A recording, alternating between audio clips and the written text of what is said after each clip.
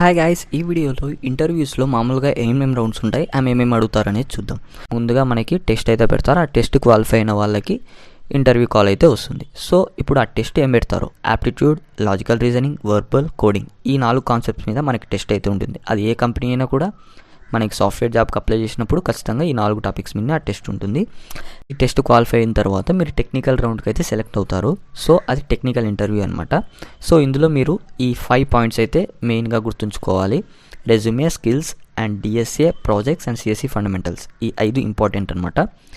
మీరు రెజ్యూమేలో స్కిల్స్ కానీ ప్రాజెక్ట్స్ కానీ పెట్టే ముందు ఖచ్చితంగా మీరు ఆ ఇంటర్వ్యూర్ ఏదైనా క్వశ్చన్స్ వాటి మీద అడిగితే మీరు ఆన్సర్ చేసే విధంగా ఉన్నట్లయితేనే మీరు పెట్టండి. అంటే మీకు వచ్చినట్లయితేనే పెట్టండి, లేకపోతే వద్దు. హెచ్ఆర్ ఇంటర్వ్యూలో మనకి జనరల్ క్వశ్చన్స్ అనేవి అడుగుతారు. లైక్ జనరల్గా మీ బ్యాక్గ్రౌండ్ కానీ, ఫ్యామిలీ బ్యాక్గ్రౌండ్, మీ educational details, communication skills test చేస్తారు. అండ్ రీలొకేషన్ గురించి